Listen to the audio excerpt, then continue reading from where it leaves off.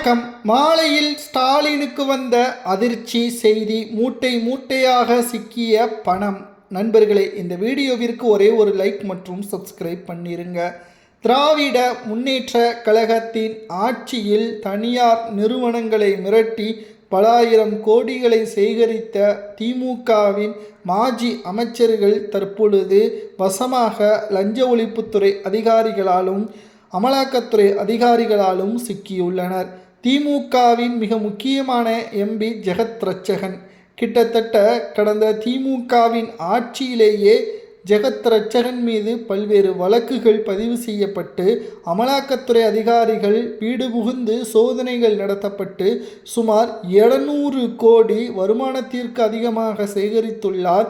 அது மட்டுமல்ல, திமுகவின் பார்ட்டி ஃபண்டிற்கு பல ஆயிரம் கோடிகள் நன்கொடையும் வழங்கியுள்ளார். இந்த பணங்கள் எல்லாம் எப்படி வந்தது?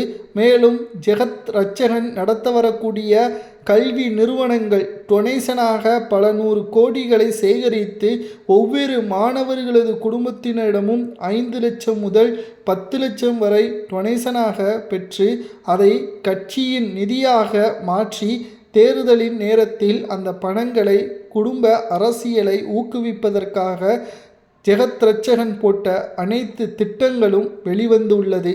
இதனால்தான் தொடர்ச்சியாக ஜெகத் ரட்சகன் திமுகவின் எம்பியாகவும் மிக முக்கியமான நபராகவும் திமுகவில் பயணித்து வருகிறார் ஜெகத் ரட்சகன் அவர்கள். ஆனால் இப்பொழுது திமுகவின் ஆட்சி கிடையாது. தமிழக வெற்றி கழகத்தின் தலைவரும் தமிழக முதல்வருமான விஜய் அவர்கள் நடத்திய அனைத்து ஆய்வுகளிலும் இதுவரைக்கும் தமிழக அரசு கஜானாவில் முழுமையாக சேராத வரிப்பணங்கள் அனைத்தையும் இன்னும் 48 மணி நேரங்களுக்குள் அனைத்து ஃபைல்களும் எனக்கு டேபிளில் வர வேண்டும் என்பதை முதல்வர் விஜய் அவர்கள் உத்தரவை பிறப்பித்திருந்தார். முதலாவதாக திமுகவின் எம்பி ஜெகத் ரட்சகனின் ஃபைல் தான் வந்துள்ளது. ஏற்கனவே அமலாக்கத்துறை அதிகாரிகள் விசாரணையில் பிடியில் இருக்கக்கூடிய ஜெகத் ரட்சகன் வெளிநாடுகளில் லண்டன், சிங்கப்பூர், மலேசியா போன்ற நாடுகளிலும் பல 100 கோடிகளை முதலீடு செய்து அதிலும் சிக்கலை ஏற்படுத்தியுள்ளார். இதனால் முதலில் ஜெகத் ரட்சகனை விசாரியுங்கள். அவரிடம் இருந்து பல ஆயிரம் கோடிகள் மதிப்பிலான தங்க கட்டிகள், டாலர்கள் போன்றவைகள் எல்லாம் வருமானத்திற்குள்ளே வருகிறதா அல்லது அவர் பினாமியாக செயல்படுகிறாரா? திமுகவின் கட்சிக்கு ஏன் இவ்வளவு கோடிகள் நன்கொடை வழங்கியுள்ளார் என்பதை எல்லாம் விசாரித்து எனக்கு வர வேண்டும் என்று முதல்வர் விஜய் அவர்கள் தெரிவித்துள்ளார். இதனால் தமிழக அரசியலில் மூட்டை மூட்டையாக பணங்கள் எல்லாம் கைப்பற்றப்பட்டும் பட்சத்தில் திமுக வரக்கூடிய தேர்தல்களில் ஜெகத் ரட்சகனை நம்பியும் ஏவா வேலு அவர்களை நம்பியும் தான் தேர்தலை எப்பொழுதுமே எதிர்கொள்ளும். இவர்கள் இருவரும் பிடியில் தற்பொழுது லஞ்ச ஒழிப்புத்துறை அதிகாரிகளிடம் சிக்கியுள்ள காரணத்தினால் இனி ஒருபோதும் தேர்தல் நேரத்தில் இவர்களிடம் இருந்து பணங்களை பெற முடியாது. ஏற்கனவே திமுகவின் கூட்டணி கட்சிகள் உடைந்துவிட்டன. திமுக தற்பொழுது தன்னந்தனி மரமாக நிற்கிறது. இப்பேற்பட்ட ஒரு சூழலில் தமிழக அரசியல் முதல்வர் விஜய் அவர்கள் நேரடியான ஆய்வுகளை நடத்தி பணங்களை கைப்பற்ற உத்தரவுகளை பிறப்பித்து திமுகவின் தலைவர் மு.க.ஸ்டாலின் அவர்களை அதிர்ச்சியடைய வைத்துள்ளார். திராவிட முன்னேற்ற கழகத்திற்கு மிகப்பெரிய ஒரு இழப்பாகவும் அதே சமயம் திராவிட முன்னேற்ற கழகத்தின் மாஜி அமைச்சர்கள், எம்எல்ஏக்கள், சிட்டிங் எம்எல்ஏக்கள் உள்ளிட்டவர்களும் தங்களது பணங்களை மீண்டும் பெற முடியாத ஒரு இக்கட்டான சூழலில் இருக்கிறார்கள். அரசியல் என்பது மக்களுக்கு சேவை செய்யக்கூடிய ஒரு இயக்கமாக இருக்க வேண்டும். ஆனால் 100 ரூபாயை போட்டால் 300 ரூபாயாக வர வேண்டும் என்று இவர்கள் தொழிலாக நடத்தியுள்ளார்கள் என்பது வெட்ட வெளிச்சத்தில் வந்துள்ளது. ஜெகத் ரட்சகனை திமுகவின் ஆட்சியிலேயே டெல்லிக்கு அழைத்து சென்று விசாரணையை அமலாக்கத்துறை நடத்தியிருக்க வேண்டும். ஆனால் அப்பொழுது ஆளும் திமுக அதை தடுத்து ஜெகத் ரட்சகனுக்கு பாதுகாப்பாக இருந்தது. ஆனால் இப்பொழுதுதான் திமுக ஆட்சி கிடையாது. உடனடியாக விசாரணைக்கு அனுமதி வழங்கி அமலாக்கத்துறை அதிகாரிகளையும் சிபிஐ துறை அதிகாரிகளுக்கும் உத்தரவையும் பிறப்பித்துள்ளார்.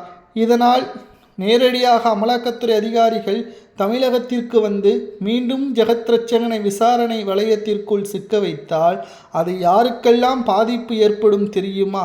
முதல்வர் விஜய் அவர்கள் உத்தரவிற்கு இணங்க முன்னாள் முதல்வர் மு.க.ஸ்டாலின், உதயநிதி, சேகர்பாபு, துரைமுருகன் போன்றவர்கள் இதில் நிச்சயமாக சிக்குவார்கள்.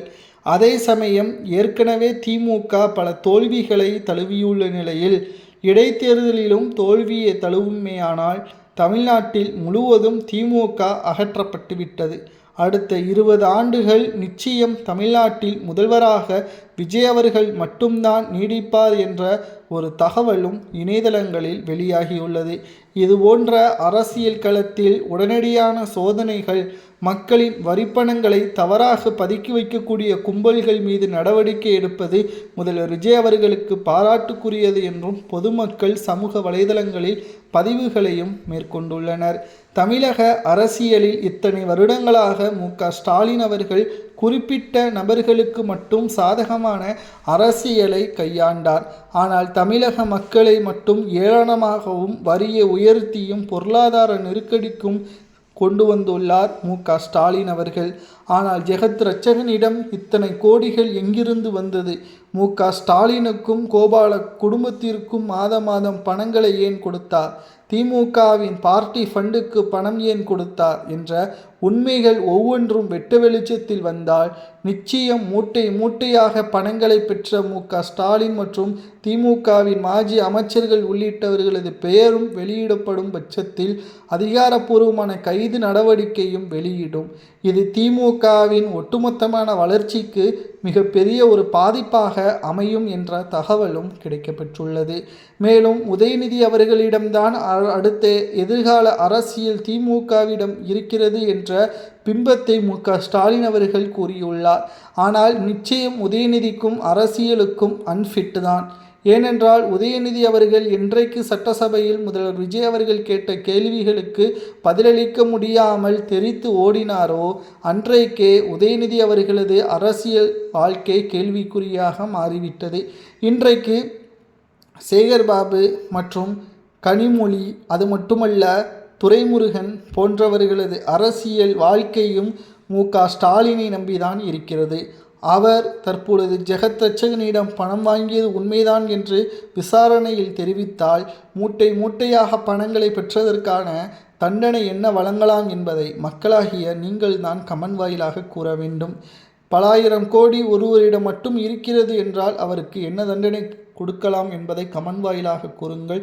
இது போன்ற அரசியல் செய்திகளை தெரிந்து கொள்ள ஒரே ஒரு லைக் மற்றும் சப்ஸ்கிரைப் பண்ணிருங்க. நன்றி, வணக்கம்.